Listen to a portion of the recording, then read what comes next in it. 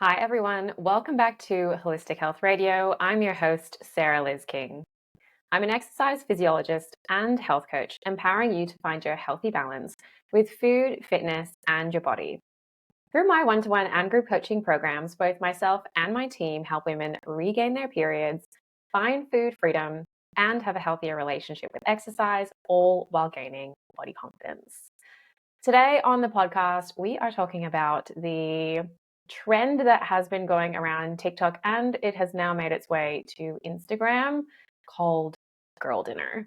Now, if you've spent like 5 minutes online, you've probably seen this trend and you're thinking to yourself, like, okay, what's the big deal about girl dinner? Should I be kind of partaking in this trend? What's it all about? So, today I'm going to talk about what girl dinner actually is, the pros and cons of it, mostly from a recovery perspective. And if you are wanting to enjoy a girl dinner for yourself, how would you build one that is healthy and satisfying and energy dense enough for your recovery needs and beyond as a healthy, active individual? So, first of all, let's actually define what girl dinner is. So, girl dinner is kind of like a snack plate, essentially, and it's made from food that doesn't really need to be cooked or prepared. So, you can think of things that are like pickles, chips and salsa, like carrots and hummus, random veggies in your fridge. Maybe it's like some snacks or some chips that you have, and you just throw everything together. It might be like a bowl of cereal, but it is just kind of like a random selection of things. You can kind of think about it as kind of like looking through your fridge, looking through your pantry, and just kind of putting together what sounds good to you in the moment. Now, I think one of the biggest and most controversial things about girl dinner is that some people have taken this trend to be that if I'm having like this quote unquote girl dinner, then I can make it as small as possible. And it kind of passes as more of a real small snack plate as a totally okay dinner that is going to be good to have every single night of the week. And that is definitely not the case. But there are also some pros to this trend that I think we can kind of highlight, even if you are someone that is going through recovery yourself. And I think one of the biggest pros is that this concept of like quote unquote girl dinner is actually just thinking about what you truly feel like eating and going and choosing those things, even if it is a random selection of things that doesn't necessarily go together. And I think when we're thinking about kind of moving towards intuitive eating and this concept of giving yourself full permission to eat, you might actually be allowing yourself to have the foods that you truly feel like, whereas maybe before you had a rule or a fear around allowing yourself to do that. So, in a sense, I think that is a real positive side to this trend. I think the other kind of pro to this trend is not really feeling like you always have to have this quote unquote perfectly balanced meal. That in itself can become a bit of a food rule for people, and they feel like they can't, I guess, stray away from having the perfect amount of carbohydrates and the perfect amount of vegetables and the perfect amount of protein and your sources of healthy fats. I think while it's always good to aim for creating nourishing meals on a regular basis, sometimes we just don't feel like we have the energy or we just don't feel like eating a perfectly balanced meal. And I think during recovery, I'm often speaking to individuals about purposefully having meals that are quote unquote unbalanced. So if you think about things like going out for a pizza with your friends, right? If we think about the macronutrient breakdown of a pizza, it's not going to have all of those perfect elements of carbohydrates and um, vegetables and like perfect amounts of protein. It's mostly like a carbohydrate based meal with some fats from the cheese and then whatever toppings that you have. But again, like the few prawns on the top of your pizza or whatever other toppings you choose is going to be kind of smaller in comparison to if you'd had a meal where there's like a bigger portion of protein on your plate. But again, that is a healthy part. That's like part of having a healthy relationship with food is understanding that it is totally okay to have unbalanced meals because with intuitive eating, we're focusing on the concept of balance over time. So knowing that, a few days from now, you'll be having more vegetables at dinner and it will all really work itself out. So I think those are some of the real pros. Like girl dinner might allow you to have this like unbalanced plate of food and know that as long as you're giving yourself enough energy, enough nutrients, enough different types of food for that particular meal and your energy requirements, that is totally okay to do that. Now, on the flip side, let's think about some of the cons of this. And I kind of just alluded to one in particular, which is the con of not really getting enough in terms of energy intake.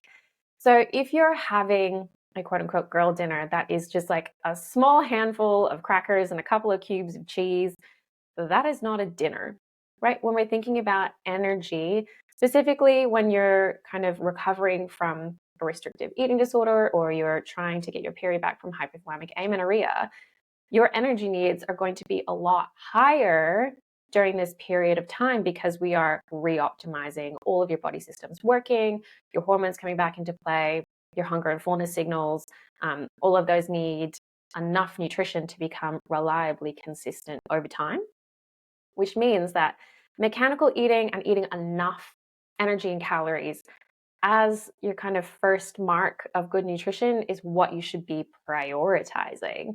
And sometimes, if you're only having very small amounts of these different kinds of random food items for your dinner, you're not actually going to reach the energy requirements that you need. So, for like a good solid meal, we should be aiming, and again, I don't encourage calorie counting, but we should be aiming for around 500 to 600 calories, potentially more depending on what your energy needs are at the time. Always be guided by personalized recommendations made by a healthcare professional in this sense. But that's kind of the minimum that you should be aiming for, especially even if you're not in a recovery place. But as a healthy, active individual, our bodies need energy and our brains need energy to function. And sometimes small amounts of food or like small amounts of snacks basically won't give you that. It won't give you those needs. So that's one con. I think it also can play into this mentality of um, dinner and like preparing dinner not being important, or that maybe you don't deserve to spend the time to cook yourself a nice meal. And so it would just be easier to kind of put a random mix of things that you don't have to cook together. And I think people often who are struggling with their relationship with food often fall down this rabbit hole of like letting that mentality take over and go like, oh, it's not important, or like, oh, well, like I'll just do this for today and it'll be fine and I'll go back to what I was doing tomorrow in terms of making a meal. But then like sometimes you go and have this smaller meal or this like snack plate, which may not be sufficient enough depending on what you put in it. And that then becomes the precedent for the next day and the next day and the next day. And I think that can become a little bit of a slippery slope. So if you are making obviously sufficient girl dinner, that is fine. But if you are letting this be dictated by kind of some disordered eating thoughts, then it can be quite tricky, or even that kind of belief system like, oh, like, I live by myself, or I'm only cooking for me, like I don't deserve to put in the effort to make like a really nice balanced meal, then it can be kind of, like I said, a slippery slope and lead you towards not getting enough energy overall, not getting a good balance of macro and micronutrients.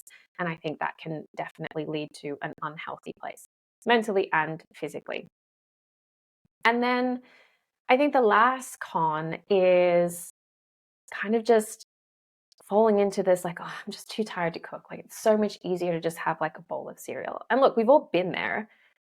And there's nothing wrong with having that on occasion. But the first thing is asking yourself, why am I so exhausted by the time I get to dinner? Is it because I'm not giving myself enough energy during the day?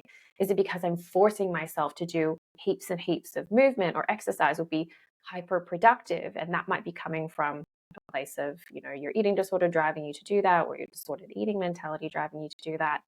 in which case we really need to address that, because when it gets into the evening, you shouldn't always be so exhausted that you have no energy to care for yourself. And yes, cooking is a form of self care, nourishing your body is a form of self care. So you need to be really mindful of those aspects when kind of thinking about whether partaking in this trend is going to be a useful thing for you to do.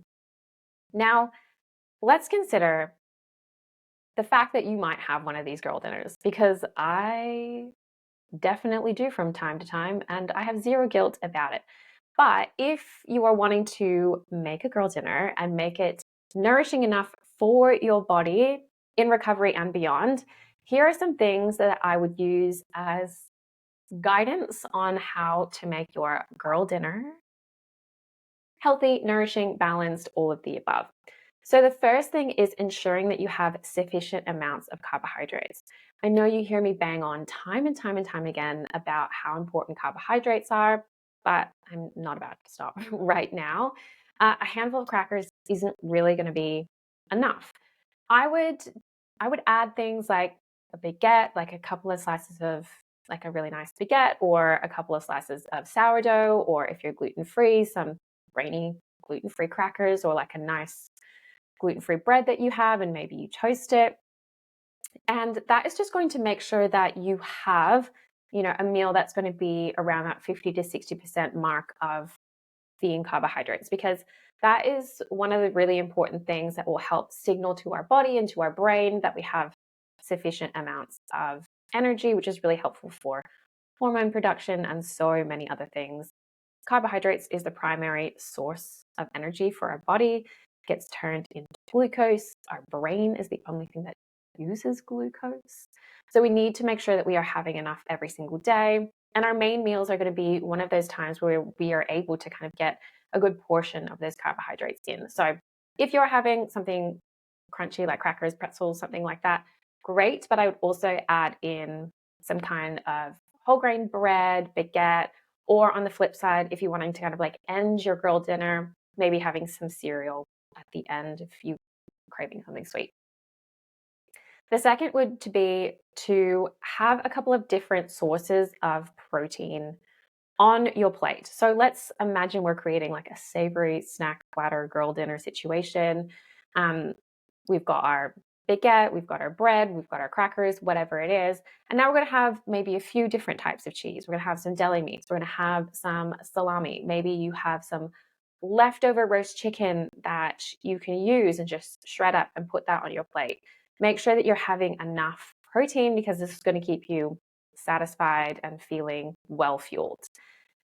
The third thing that I would say is having some color on your plate. So most people think of color as like fruits or veggies.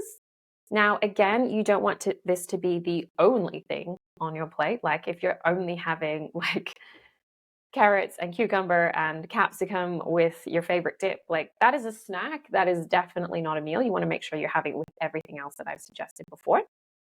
So have some color, have some of your favorite veg, whether that's like some cherry tomatoes, like I said, your favorite kind of cut up carrot, celery, cucumber with your favorite dip.